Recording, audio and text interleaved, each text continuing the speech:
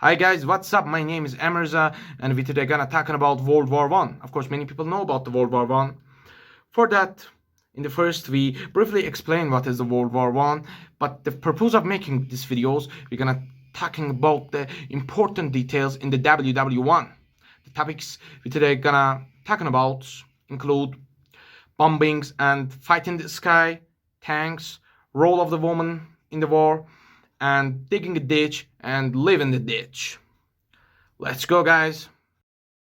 It was the first years of the 20th century, and hostility and enmity in European countries were increasing day by day.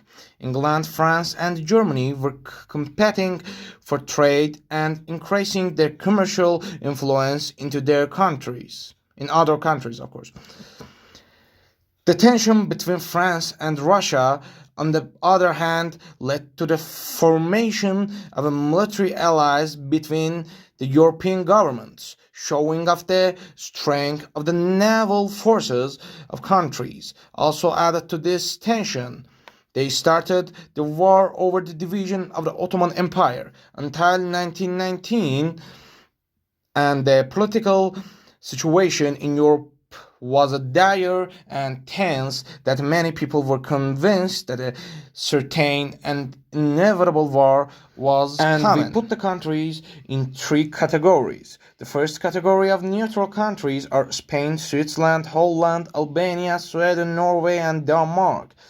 The countries of the Allied front, namely Great Britain, Serbia, Russia, Portugal, Italy, Romania, France, Belgium, United States, and Ireland, and the main countries of the Triangle Alliance front are the Ottoman Empire, Bulgaria, Germany, and the Austro-Hungarian Empire. And the end of the war, the countries of the Allied and large number of soldiers fought in this war. More than 65 million people fought in this battle, and half of them were killed or wounded.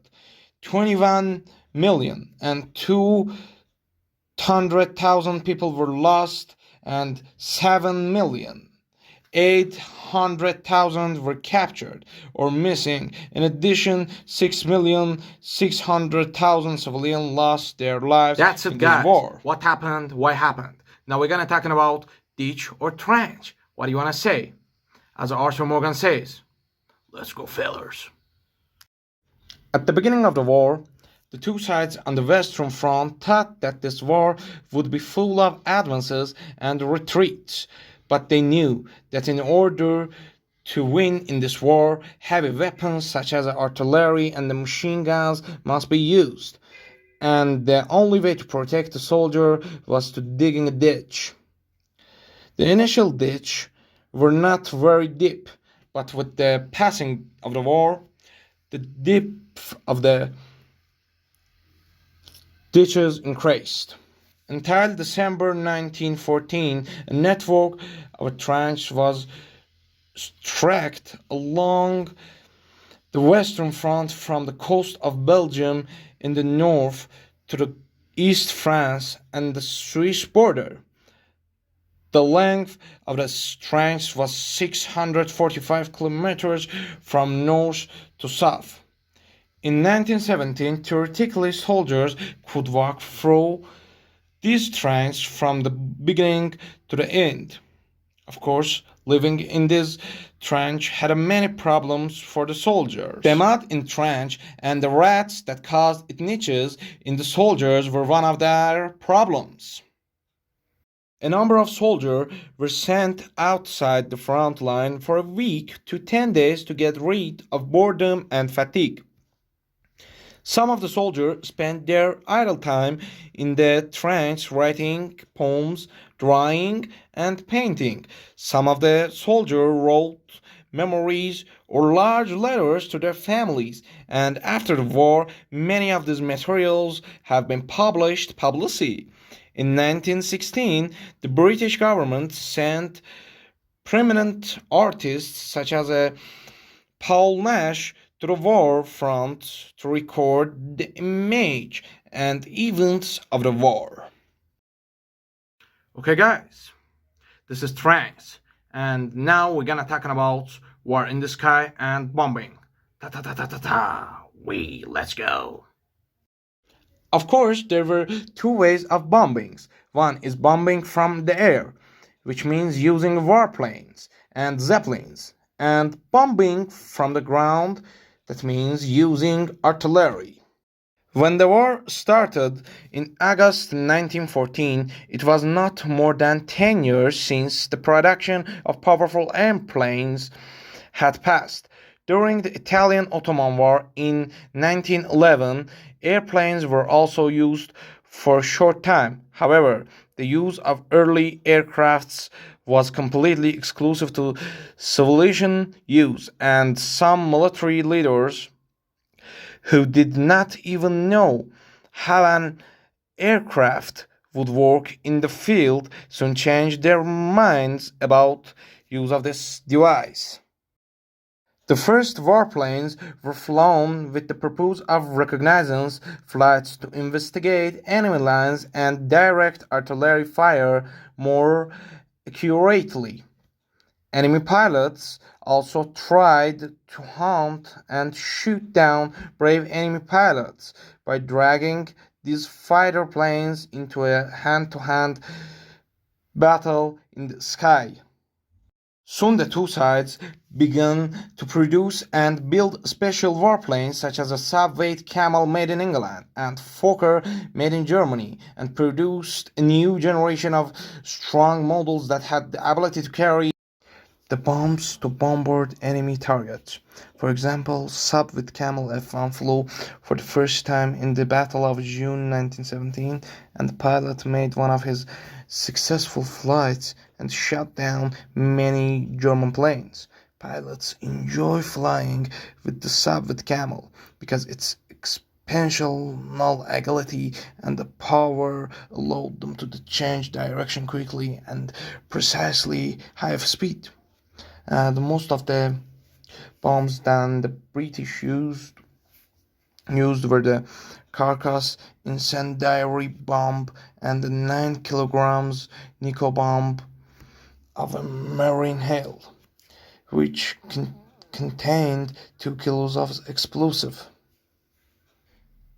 And if we want to talk about the best pilots of this war, without a doubt, these four are the first. Number 1, American Captain Eddie Baker shot down 24 enemy planes. Number 2, French Captain René Fonck shot down 75 enemy planes. And number 3, German Rittmeister Manfred von Richthofen shot down 80 enemy planes. And number 4, British Captain Albert Ball shot down 44 enemy planes. And this beautiful sentence is from Captain Albert Ball. He said this sentence is in 1916. You want to me shot those devils, but when I fly with my plane, I don't look that guys like a devil. I shot them down because that's my duty. Now guys, we're gonna talk about Zeppelins. What is the Zeppelins? Do you know? Of course I know what is the Zeppelins, bro. Let's go, guys. On a spring night in 1915, the first German hot air balloon appeared in the sky of England. The sight of this giant flying machine moving slowly in the sky terrified people. At any moment, a storm of bombs could fall on them from this terrible ship. However, in the real world, these balloons did not play much role in the war. The first hot air balloons was designed by the German Ferdinand von Zeppelin in 1900. So hot air balloons are usually called Zeppelins, but technically this name is only reserved for the balloons he made himself. At the beginning of the war, balloons could fly higher than airplanes, so they could not be targeted. So Zeppelins were very useful for bombings, but a little time later, new airplanes took down these bomber monsters one by one. The first German attack on London with a hot air balloon on May 31, 1915, and was followed by another very strong attack on September 8 On that terrible night, 51 German balloons were flying over the cities of England and dropped 196 tons of bombs on people and killing 557 people and injuring 1,358 people. These were aerial aspect of the bombings. Now we are looking at the ground aspect of the bombings. Let's go, guys and fellers. Artillery was the absolute ruler of the battlefields of the First World War. Accurate and calculate artillery fire could destroy the enemy's trains, and fire can disable telephone and communication lines forever. Artillery fire could also confuse the infantry on its way forward. However, by strengthening the fortifications and defensive position, the artillery fire won and gained more destructive power. Now, new tactics were needed to destroy the opponent's front, and the most effective tactics was to create barrier. The fire was step by step, during which they created an effective and numerous curtain of fire in front of the advancing infantry line. If we want to talk about artillery in general, we had two types of artillery that were used in the war: light cannons that were pulled and moved by horses or donkeys, and heavy artillery such as howitzers, which were moved by tractors and usually placed on solid platforms. They camouflaged them so that the enemy could see them less. A team of experienced gunners was needed to launch and fire complex and heavy cannons. For example, this 15-inch English cannon was used in the Battle of Ypres. Its huge shells were so heavy and large that they were lifted and moved by cranes. Well, guys, this is about the bombings. Now we're gonna talk about role of the woman in this war. When men were sent to war, women filled their void in society.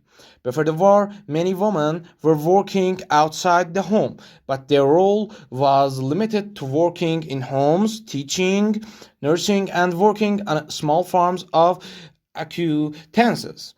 And there were very few suitable jobs for women. But with the beginning of the war, women turned to working in factories, driving ambulance and heavy machines, and any other work that in the past only men could handle. They went to the rich jobs of munitions and other industries. However, these lucrative jobs were short-lived, and with the end of the war, many women returned to Even housework. women Fought on the war front. For example, a number of Russian women joined the Legion of Death to fight for their country. The first battalion of the Legion were all from St. Petersburg and made a name for themselves by capturing 100 German soldiers during the Russian retreat. Of course, many of them lost their lives in this battle, and traditional woman jobs such as laundry and baking, which existed before the war, continue on larger scale during the war. Ladies and gentlemen, we have now reached the last part of the videos, the tank. What a voice, man. What is it? Do you hear that, bro? The most important achievement and technical innovation of war, the tank, was invented by the British. British tanks were first seen in September 1916. However, they were not very reliable. In November 1917, it was in the Battle of Cambrai that the full capabilities of these tanks were displayed. Germany participated in this battle with such advanced defense equipment that their artillery fire covered the battlefield, so that it was not possible for the infantry to advance. However, a train of British tanks cleared the barbed wire and passed through the trenches of the enemy, and like a big shield from the infantry, they protected the army that was advancing behind them. Throughout 1918, tanks played a decisive role in the Allied advance. The life inside the tank was very exhausting and miserable. The tank was usually very hot.